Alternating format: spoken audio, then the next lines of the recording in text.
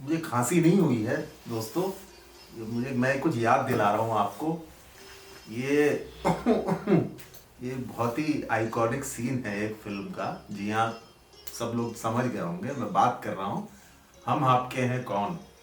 इस फिल्म की ये जो है, ये माधुरी दीक्षित का वो आइकॉनिक सीन है। नमस्कार दोस्तों, मेरे नए ब्लॉग में आपका स्वागत है। जी हाँ, आज हम बात करने जा रहे हैं हम आपके हैं कौन, एक बहुत ही आइकॉनिक फिल्म की, प्रोड्यूस्ड बाय राजश्री प्रोडक्शंस, बहुत ही famous banner, written and directed by Suraj Barjatya. उनकी ये फिल्म थी और बहुत ही लंबी फिल्म थी। ये 3.5 घंटे के लगभग की ये फिल्म थी। रनिंग टाइम बहुत था इसका और आप बिलीव करेंगे 14 गाने थे इसमें। राम लक्ष्मण का म्यूजिक था। गाने आज भी प्रचलित हैं। ट्रेंड सेटर फिल्म थी। लव स्टोरी, एक नया ट्रेंड इस फिल्म ने शुरू करा था। इस फिल्म के लिए बात कही जाती है कि बॉलीवुड ट्रेड एनालिस्ट कहते हैं बिफोर हम आपके हैं कौन, आफ्टर हम आपके हैं कौन। इतना बड़ा ये माइलस्टोन बनी फिल्म। 5 अगस्त 1994 में रिलीज हुई फिल्म। इसको ढेरों अवार्ड मिले। 5 फिल्म फेयर अवार्ड मिले, 6 स्क्रीन अवार्ड मिले, 2 नेशनल अवार्ड मिले। और स्टार कास्ट की बात मैं करूं तो सलमान खान एज प्रेम वो कई फिल्मों में बने। माधुरी दीक्षित एज निशा, और सपोर्टिंग रोल्स में बहुत सारे लोग थे इसमें। मोनीश बहल, रेणुका शाहने, अनुपम खेर, आलोक नाथ, रीमा लागू, हिमानी शिवपुरी, लक्ष्मीकांत बर्डे, और हाँ वंडर डॉग जिसे टफी कहे। बहुत सारे इसमें कैरेक्टर्स थे। और अगर मैं कहानी की बात करूं, बहुत ही सिंपल कहानी है, लेकिन इसको इतना बढ़िया तरीके से पिरो के बनाया गया था कि 2 भाई हैं, सलमान खान और मोनीश बहल। सलमान छोटे, मोनीश बहल बड़े। और मोनीश बहल की शादी होती है रेणुका शाहने से। रेणुका शाहने की छोटी बहन है माधुरी दीक्षित। उसके बाद शादी में के दौरान ये लोग मिलते हैं। मिलने के बाद दोनों के जो छोटे सिबलिंग्स है, सलमान खान, माधुरी दीक्षित, इनमें प्यार हो जाता है। शादी का ही इसमें बहुत सारा सीन और रोल है इस फिल्म को बनाने में। और एक इंसिडेंट में रेणुका शाहने की डेथ हो जाती है और माधुरी दीक्षित उनकी जगह लेके उस घर को संभालती हैं।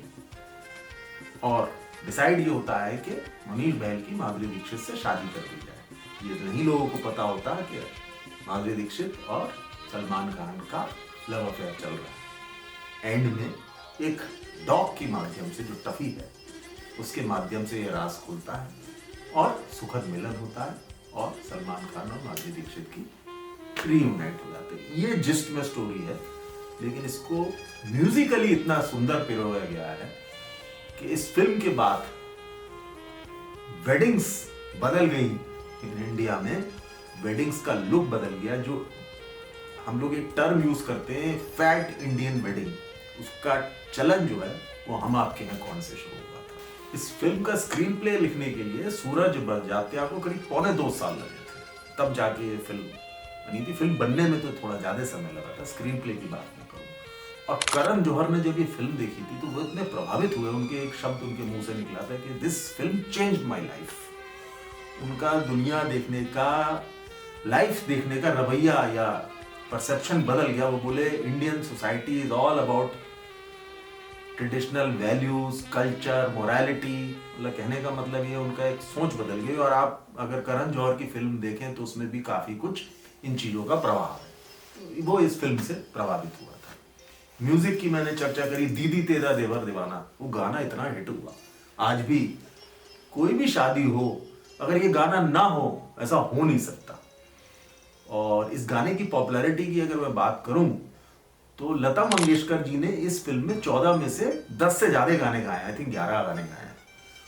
और उन्होंने बहुत समय पहले अवार्ड लेना बंद कर दिया था, क्योंकि वो अवार्ड से बहुत ऊपर पहुंच चुकी थी। भारत रत्न है खैर। तो लेकिन इस फिल्म की गाने की इतनी पॉपुलैरिटी हुई कि लोगों की डिमांड की वजह से, फिल्म की डिमांड की वजह से, गाने की पॉपुलैरिटी की डिमांड की वजह से वो इस गाने के लिए अवार्ड लेने स्वयं गई थी। बहुत बड़ी बात थी। दीदी तेरा देवर दीवाना में जो पर्पल ड्रेस, जो पर्पल साड़ी पहनी है माधुरी दीक्षित की, वो इतनी पॉपुलर हुई। एक्चुअली वो एक ट्रेंड सेटर थी, आज भी चलती है। और कहा ऐसा जाता है कि उसकी कॉस्ट लगभग $23,000 थी। अब सही बात तो भाई देखिए डिजाइनर ही को पता है, जैसा मीडिया रिपोर्ट्स और खबरों में उपलब्ध है वो ये है। और इसको डिजाइन किया था एना सिंह ने।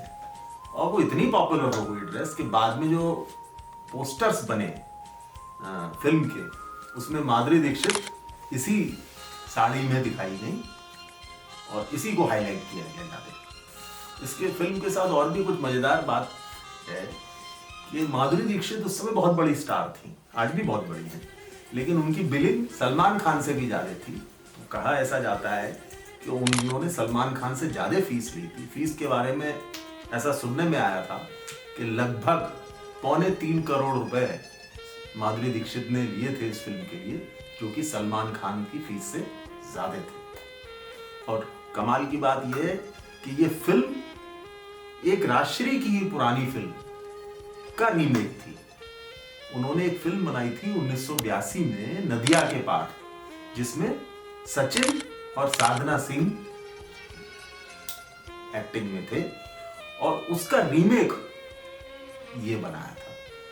तब उन्होंने शायद नहीं सोचा था कि ये फिल्म इतनी बड़ी हिट होगी। इनफैक्ट बहुत सारे लोगों ने जो ये फिल्म जब देखी तो उन्होंने कहा कि बहुत बड़ी फ्लॉप होने वाली है, लेकिन इस फिल्म ने इतिहास रच दिया। 4 साल जरूर लगे इसे बनाने में, लेकिन जब बनी तो झंडे गाड़ दिए।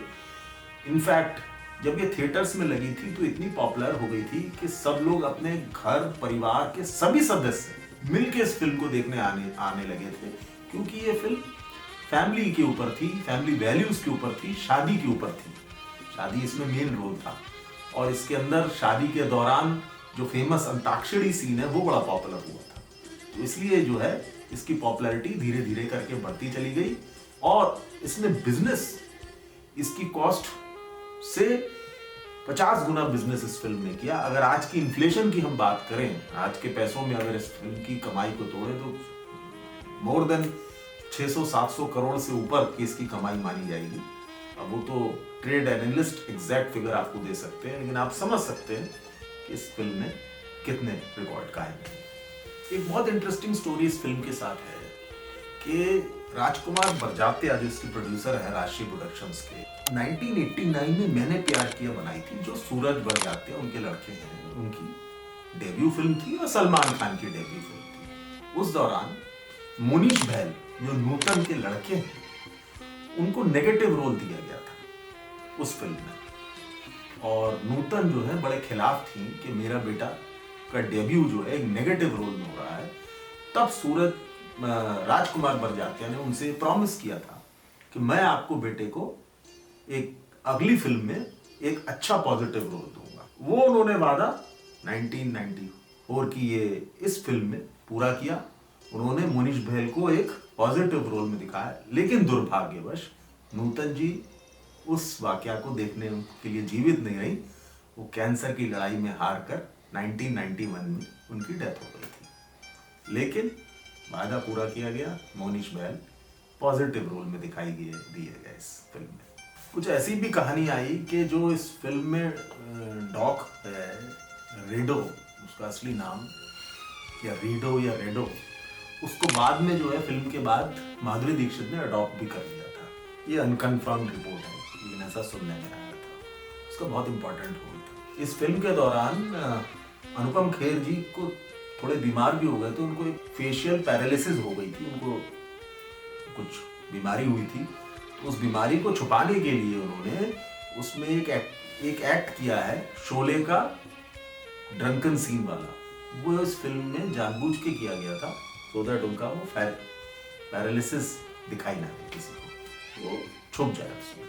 ये वो टाइम था जब डिजिटल फोटोग्राफी इतनी प्रिवेलेंट नहीं थी, तो आप फिल्म में अगर गौर से देखें तो सलमान खान एक कैमरे में रोल डाल रहे हैं 35 mm वाली फिल्म का, वो ज़माना वो था, इस फिल्म में दिखाया गया है जब वो रोल डाल के शूटिंग होती थी और उसके बाद उस फिल्म को निकाल के धुलने के लिए भेजा जाता था और प्रिंट निकाले जाते थे। आज की तारीख में तो हम लोग कैमरे में डिजिटल खींच लेते हैं और वो सेव हो जाता। वो ज़माने की बात है। इस फिल्म में बहुत और भी अनोखी चीज़ें हैं। एक अनोखी चीज़ हाँ याद आ गई, M.F. Husain, the late M.F. Husain, the great painter, उनको ये फिल्म इतनी पसंद आई थी। इनफैक्ट वो माधुरी दीक्षित के बहुत बड़े फैन हुए और उन्होंने उसके बाद उनके लिए एक फिल्म भी बनाई थी। कहा ऐसा जाता है कि उन्होंने इस फिल्म को 50 से ज़्यादा बार देखा था। कहीं ये नंबर 55 भी है, कहीं ये 85 भी है, लेकिन कहने का तात्पर्य है कि 50 से ज़्यादा बार उन्होंने इस फिल्म को देखा। ये वो समय था जब माधुरी दीक्षित की सारी फिल्में नंबर 1 हो रही थी, जैसे तेजाब, बेटा, दिल, खलनायक, बहुत सारी फिल्में वो नंबर 1 थी और उनके आगे कोई भी नहीं था। इनफैक्ट जो उनकी कंटेम्प्रेरीज हैं श्रीदेवी और जूही चावला, उनसे आगे निकल चुकी थी। जूही चावला से मुझे याद आया उन्होंने भी अपना इंटरेस्ट दिखाया था इस फिल्म में काम करने का, लेकिन ऑफ कोर्स सूरज बड़जात्या ने मना कर दिया क्योंकि वो ऑलरेडी माधुरी दीक्षित साइन हो चुकी थी और वो नंबर 1 थी उस समय। इसकी फिल्म की जब शुरुआत हुई बनाने की, सूरज बड़जात्या ओरिजिनली 5 महीने तक काम करते रहे। जो उनकी पहली फिल्म थी मैंने प्यार किया, उसी की तरह कोई और फिल्म बनाने की उनको समझ में नहीं आया कि क्या करा जाए।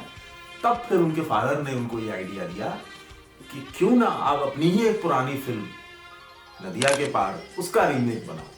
तब जाके इस फिल्म की शुरुआत हुई और लगभग 4 साल में ये फिल्म बन के कंप्लीट हुई। गानों की बात अगर चल रही है तो एक ट्रेंड शुरू हुआ इस एक गाने से, जूते लो पैसे दो। यहाँ ये गाना है इस फिल्म में और जिसमें जो है जूते चुराई की रस्म है।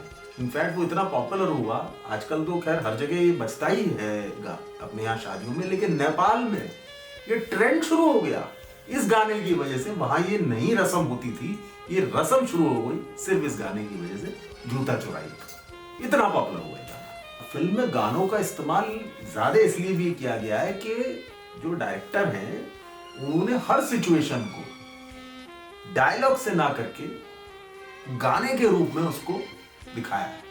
तो हर सिचुएशन पे एक गाना आता है, इसलिए इतने सारे गाने। तो ये एक यूनिक तरीका था जिसको गाने का इस्तेमाल किया गया और फिल्म को, कहानी को आगे बढ़ाया गया। गानों की वजह से फिल्म की लंबाई तो बढ़नी थी। अब लंबाई इतनी बढ़ गई कि ये बहुत सारी कंप्लेंट्स आने लगी थिएटर से कि भाई फिल्म बहुत लंबी है, कैसे होगा। तो एक गाना है इसमें, चॉकलेट लाइम जूस, बहुत पॉपुलर गाना है। चॉकलेट लाइम जूस, आइसक्रीम टॉफियां। उस गाने को हटा दिया गया और हटाने के बाद उसकी लंबाई कम करके वो चलाया गया। लेकिन फिल्म जब इतनी बड़ी हिट हो गई तो फिर से उस गाने को ऐड करके बाद में फिल्म में और फिर जो है रिलीज करेगी। एक और इसमें इंटरेस्टिंग बात है कि एक गाना है मौसम का जादू, और उसमें जो माधुरी दीक्षित ने वो फ्रिल वाली जो ड्रेस पहनी है वो इतनी पॉपुलर हो गई कि यंगस्टर्स में उसकी बड़ी डिमांड हुई और वो खूब काउंटर्स पे सेल हुई। तो दोस्तों ये कुछ इंटरेस्टिंग फैक्ट्स थे हम आपके हैं कौन के। मुझे उम्मीद है आपको ये कहानी सुन के मजा आया होगा। हो सकता है कुछ लोगों को मालूम भी हो कुछ फैक्ट्स, कुछ नहीं भी मालूम हो। मेरा फर्ज ये है कि आपको एंटरटेन करना, ज्ञान तो देना ही, लेकिन एंटरटेन करना कि आपके 10-15 मिनट जो है मजेदार बीते और पुरानी यादों में आप खो जाए। यही मेरा चाहता है। मैं किसी को कोई लेक्चर देने नहीं बैठा हूँ यहाँ पे। हो सकता है बहुत सारी चीजें हम सब लोगों को पता हो, लेकिन जब सुनते हैं ना किसी के मुंह से तो मजा आता है, और वही मेरा इंटेंशन है। और कई लोगों को नहीं पता। तो आई होप मजा आया होगा। मजा आया होगा तो लाइक, शेयर, सब्सक्राइब, कमेंट कर दीजिए और फिर अगले ब्लॉग में मिलता हूँ एक चटपटी नई कहानी के साथ। तब तक के लिए नमस्कार।